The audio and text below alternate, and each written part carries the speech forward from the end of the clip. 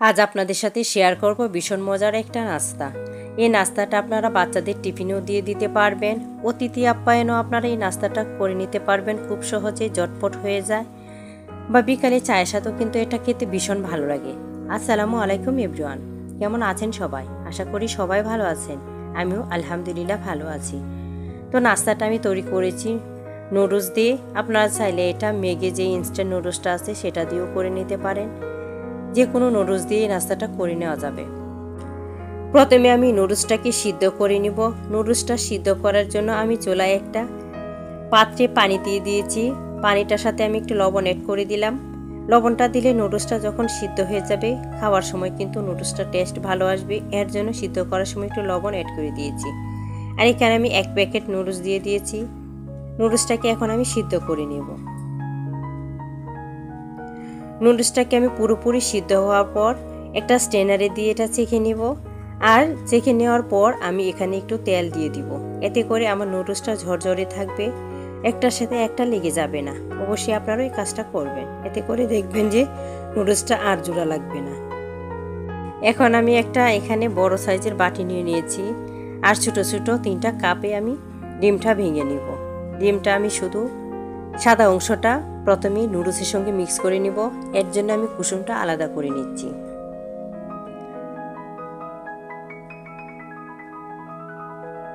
আমি এখানে 3টা ডিম ব্যবহার করব, এর জন্য প্রথমে 3টা ডিম আমি কুসুমটা ছাড়িয়ে নিচ্ছি। আপনাদের যেভাবে সুবিধা হয় সেভাবে কুসুমটা ছাড়িয়ে নিতে পারেন।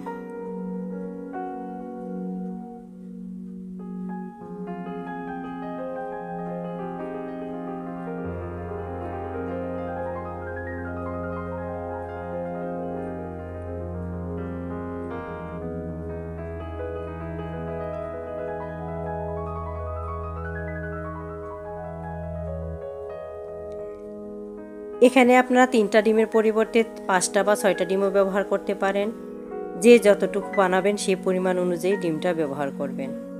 তো আমি 3টা ডিম দিয়েই আজকে বানাবো।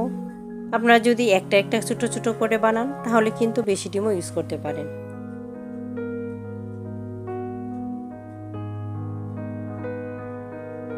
তো আমি 3টা ডিমই ভেঙে নিয়েছি। আর এখন ডিমের যে সাদা অংশটা, এর সাথে আমি কিছুটা লবণ অ্যাড করে দিচ্ছি, আর দিয়ে দিয়েছি কিছুটা গোলমরিচের গুঁড়া। গোলমরিচের গুঁড়াটা অপশনাল, আপনাদের হাতের কাছে থাকলে দিতে পারেন। এখন এখানে আমি কয়েকটা কাঁচামরিচ কুচি করে নিয়েছি, জালটা আপনারা আপনাদের পছন্দ মতো ব্যবহার করতে পারেন। দিয়ে দিলাম এখানে একটা পেঁয়াজ কুচি, আর দিয়ে দিব ধনিয়া পাতা কুচি।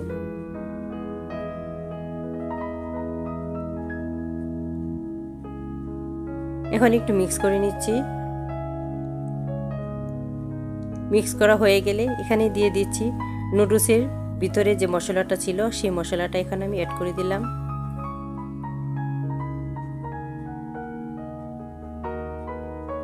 চাইলে আপনারা এখানে যে কোনো মাংসের মশলাও ইউজ করতে পারেন।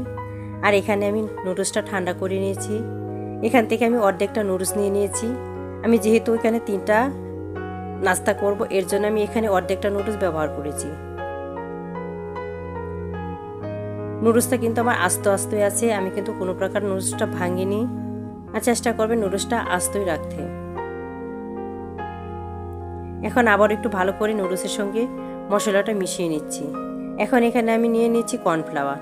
আমি এখানে হাফ কাপ কর্নফ্লাওয়ার নিয়েছি, আর এখান থেকে আমি হাফ কাপ কর্নফ্লাওয়ার মিক্স করে নিচ্ছি। আমি কর্নফ্লাওয়ারটা দাপে দাপে মিক্স করব, যদি আরও লাগে তো ব্যবহার করব, না হলে লাগবে না। প্রথমে কর্নফ্লাওয়ারটা বেশি দিলে বেশি হার্ড হয়ে যাবে, তখন আর ভালো লাগবে না। তো চেষ্টা করবেন অল্প একটু কর্নফ্লাওয়ার, বা এখানে কর্নফ্লাওয়ারের পরিবর্তে আপনারা অল্প একটু ময়দাও ব্যবহার করতে পারেন। আর যদি কর্নফ্লাওয়ার বা ময়দা ব্যবহার না করতে চান তাহলে কিন্তু নাস্তাটা হবে, কিন্তু এটা একটু নরম হয়ে যাবে। যদি কর্নফ্লাওয়ার বা একটু ময়দা ব্যবহার করেন তাহলে দেখবেন যে নাস্তাটা একটু শক্ত হবে, খেতে ভালো লাগবে। এখন আমি এখানে একটা বাটিতে কিছুটা নুডলস তুলে নিচ্ছি, আর এই বাটিটা দিয়ে আমি ফ্রাই প্যানে দিয়ে দিব। চাইলে আপনারা অন্য কোনো কিছু দিয়েও এটা দিতে পারবেন, কিন্তু দেওয়ার সময় একটু সাবধানে দিবেন, যাতে করে হাতে বা ছড়িয়ে ছিটকে না আসে। তো দেখেন আমি কিভাবে দিয়ে দিচ্ছি, এভাবেই আমি সবগুলি দিয়ে দিব। সবগুলি বলতে আমি 3টা যেহেতু বানাবো, 3টা আমি একসঙ্গে দিয়ে দিব। এটা কিন্তু ছোটো করেও বানানো যাবে। যদি আপনারা 3টা না বানান, এখানে 5টাও করতে পারেন। সেক্ষেত্রে ডিমের পরিমাণটা একটু বেশি লাগবে। আর যদি আমার মতো একটু বড় সাইজের করে বানান, তাহলে কিন্তু আপনারা 3টা ডিম দিয়ে করে নিতে পারেন। এরপর এটা ছোট ছোট করে কেটে নিয়ে পরিবেশন করতে পারবেন। নুডলসটা দেওয়ার পর একটু চামচ দিয়ে আলতোভাবে একটু গর্ত করে নিচ্ছি। এই গর্তটার ভিতরে আমি যে কুসুমটা আলাদা করে রেখেছিলাম সেটা এখানে দিয়ে দিব।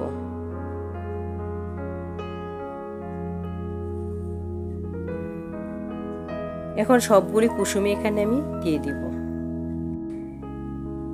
নাস্তাটা খেতে আসলে এতই স্বাদ যে আপনারা যদি একবার না বানিয়ে খান তাহলে বুঝতেই পারবে না যে আসলে এটা কত স্বাদ।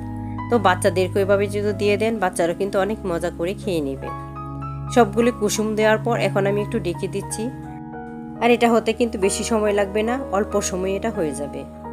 তো আমি 2 মিনিট পর একটু উল্টিয়ে দিব। আমার একটা সাইড যখন হয়ে গেছে তখন আমি নাস্তার অপর পিসটা একটু উল্টিয়ে দেবো। উল্টানোর সময় একটু সাবধানে উল্টাতে হবে, না হলে কিন্তু ডিমটা ছড়িয়ে যেতে পারে।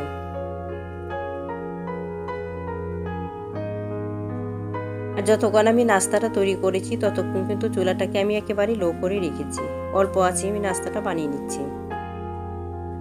আবার একটু ডেকে দিব। এভাবে আমি 2বার ডেকে দেওয়ার পর নাস্তাটা আমি নামিয়ে নিব। একটু যখন ভাজা ভাজা হয়ে যাবে, কালারটা একটু চেঞ্জ হয়ে যাবে, তখন আমি এটা নামিয়ে নিব। তো আবার একটু উল্টিয়ে দিচ্ছি। আর উল্টানোর পর এটা আমি নামিয়ে নিব। বেশি উল্টানোরও দরকার হবে না। 2বার বা 3বার উল্টালে দেখবেন আপনার নাস্তা হয়ে গেছে। অল্প তেলে নাস্তাটা হয়ে যায়। এই নাস্তা বানানোর জন্য কিন্তু বেশি তেলেরও দরকার হয় না।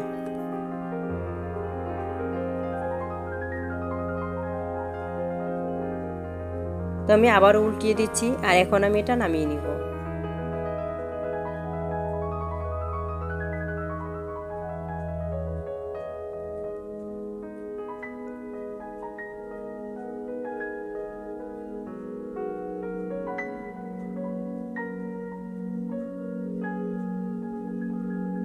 দেখতে যতটা সুন্দর, খেতে কিন্তু ভীষণ স্বাদ। তো আশা করি এভাবে আপনারাও ট্রাই করবেন, খুব সহজে ঝটপট নাস্তা হয়ে যাবে। ভিডিওটা ভালো লাগলে চ্যানেলটা সাবস্ক্রাইব করে পাশে থেকে যাবেন। পাশে থাকা বেল আইকনটা প্রেস করে দিবেন, এতে করে প্রথম নোটিফিকেশনটা আপনার কাছেই চলে যাবে। সবগুলো আমি নামিয়ে নিয়েছি। আর এখন একটা কেটেও আপনাদেরকে দেখিয়ে দিব। ভিডিওটা ভালো লাগলে ফ্রেন্ড ও ফ্যামিলির সাথে শেয়ার করতে পারেন। বেশি ভালো লাগলে একটা লাইক দিতে ভুলবেন না।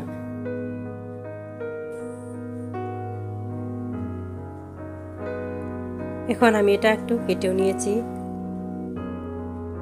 এইভাবে কেটেও কিন্তু আপনারা পরিবেশন করতে পারেন। ভালো থাকবেন, দেখা হবে অন্য কোনো ভিডিওতে। আল্লাহ হাফেজ।